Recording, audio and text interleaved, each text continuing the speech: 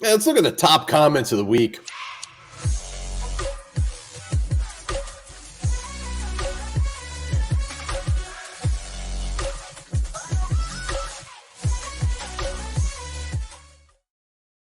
All right, welcome back to Onebar and Lupagus show. I'm Onebar with Lupagus, and it is Friday. We're looking at top 7 comments of the week.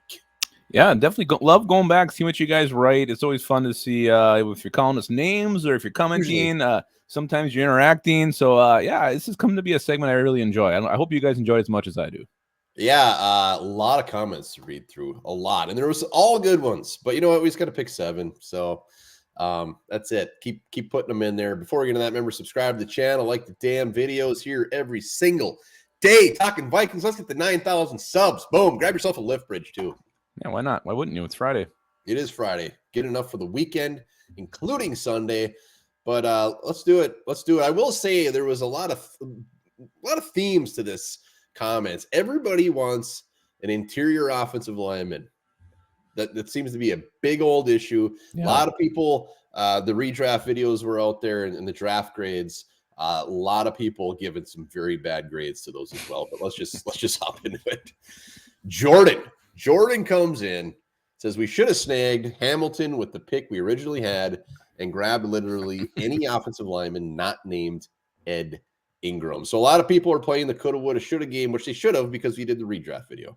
Well, and I even said in that video, like, you know, we can't judge it yet. It's only been 1 year. But, I mean, obviously, if you know what you knew now, sure. I mean, I never did look at what Kyle Hamilton did. I know he was kind of down the preseason. I think he ended up being better as the season progressed. He's fantastic. Yeah. Again, it's only 1 year. Go back next year, maybe a little more valid. And obviously, after 3 years, you can definitely say that. Right now, he looks like, yeah, that's what they should have done. But a year from now, we might be saying something different.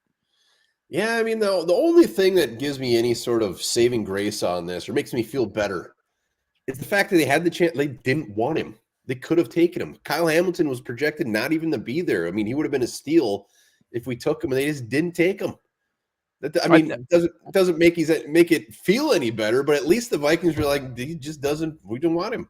Well, I mean, Kwesi fell in love with Lewis C, and that's what it was, and that's why he didn't take him. So I never did hear any rumblings or rumors what the Vikings thought of Kyle Hamilton, the grade they had on him, where they had him ranked. I never did see the final big board. I don't know if that's true or not, but yeah, I mean, we do know that Kwesi loves seeing, and he was going to get him. That was his mission. It was. And as far as the offensive line, any other offensive lineman, I'm not giving up on Ed yet. I'm not giving up. He started the whole damn season. Definitely had a rough go at it. And we're going to see him as the starter next year, too. Well, how about this, though? I think Ed needs to earn it next year. He shouldn't be handed the right guard spot. There needs to be some competition. He had too many moments stepping on Kirk Cousins' foot, horrible in pass protection. I think he needs to compete for that spot. Do not hand it to him. Yes, but as of now, he's competing with nobody. So True. All right, let's go. Next up, Chandler. Talking about Ty Chandler is a hidden gem. Great receiver out of the backfield. Has a nose for the goal line, first down. Basically, he's going to be hungry, ready to go. This was on which second year guy is going to really step up next year, and Ty Chandler was one of the options. He thinks Ty Chandler is the man. I love it. It gets me more excited about Ty Chandler and his possibility next year. Yeah, will he be number one? I don't know. I think if they do get rid of Madison and Cook, we're heading for a little bit of a rotation here. But Jerry's got me fired up about Ty Chandler here, and I like what I saw of him in the preseason. So I'm on board with Jerry on this one. Yeah, everybody wants to see what Ty Chandler brings to the table. It's going to be interesting to see if they draft somebody, what they do, or if they're just giving these things to Ty Chandler. Because if they don't draft a running back, obviously we know Dalvin Cook, Madison probably won't be back. It's got to be. It's going to be Chandler's job. Well, you still got Kenny there. Yeah, but Ty Chandler is more of that number one back. And he's also a pick of this regime. Don't forget that either. So's Ty Chandler. No, Kenny. I was talking Ty Chandler. Oh, Kenny's not. Yeah. All right, here we go. Sport QC guy. How about F is offensive line not atop everybody's list and winning this poll by 30%. Seriously, notice anything about the Super Bowl teams of the 10 guys, like 7 are first or second round picks that could blah, blah, blah. We need the trenches to solidify right now. Get some offensive linemen. I'll let you start with this one, but I do have a take on it. Yeah, I mean, you look at some of these teams that they've. I mean, look at the Chiefs. Look at this offensive line. The early rounds. I mean, he's got a point. Everybody says it. It's cliche, but it's true. You win in the trenches. But there's other teams that do it as well and don't pan out. I mean, look at the Colts. I think they took a first-round offensive lineman for 20 years in a row. So it's all about hitting that right guy. I mean, the bread and butter is when you get that offensive lineman in round 3 because they're always there. Every year you see a stud. It's not so much the first rounder, it's the mid-round guys, but he's got a point. First round, you got a better chance of not missing. Christian Darrisaw, great example. Well, then he asked why did it only get 30%? Well, 30% because the offense wasn't the problem this year. The defense was the problem. So everybody's focused on the defense, how bad it was, especially the way it ended, losing to the Giants the way we did with basically no defense at all. So that's fresh in everybody's mind. The O-line was better than we've seen in the past, but this offense has still been able to put up points, stay in games with a suspect O-line. So I think that's why it wasn't higher on the poll. Should it be addressed? Absolutely. But I think that's why I only got 30%. Very interesting to see what they do with Garrett Bradbury. They might not even want him back. I mean, I have no idea. He's going to be a key piece of this.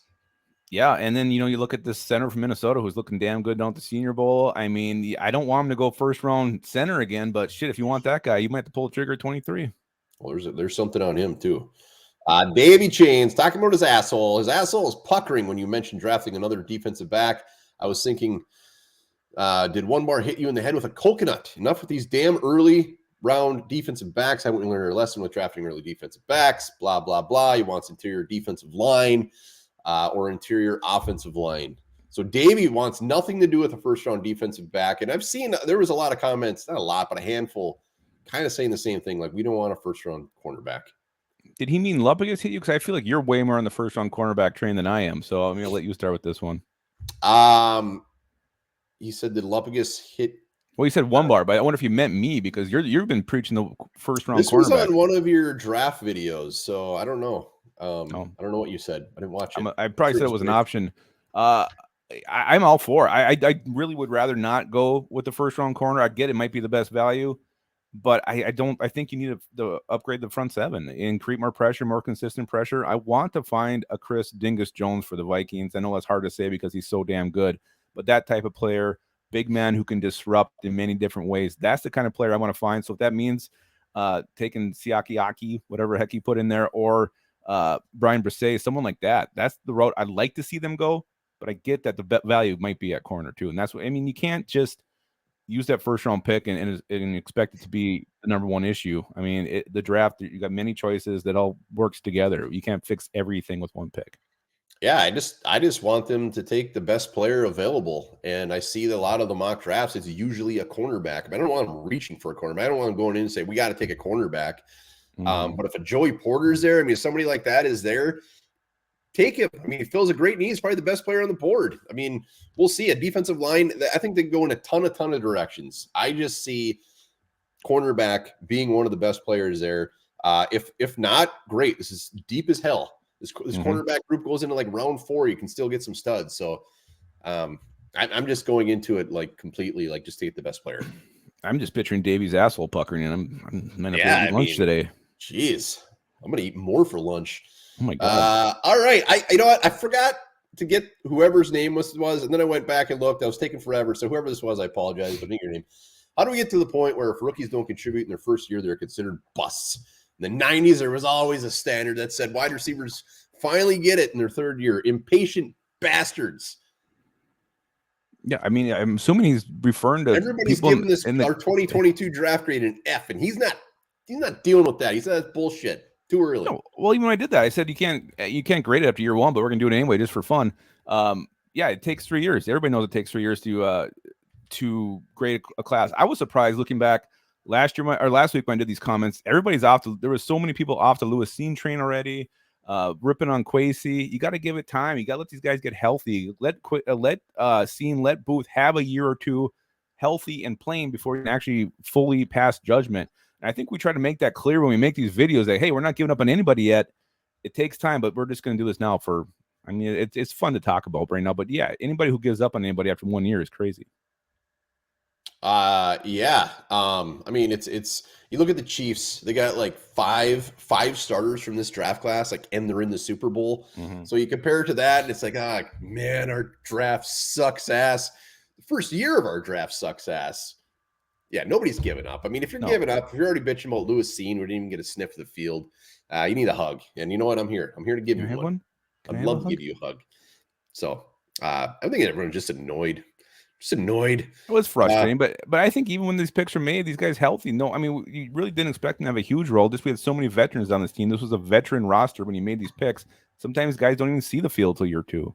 I will say this. I was very, very surprised that Cam Bynum beat out Lewis Cine. I don't care. That was weird. That was Cam disappointing. Bynum wasn't playing very good. Well, then the salt on the wound was when Josh Metellus beat him out for the week 3 start against the Lions. We'll see. We're not giving up on them yet. We got 2 more. I like that center, John Michael Schmitz. John Michael Schmitz. And defensive help is a must. Raymond Hoagland, old Hoag Daddy.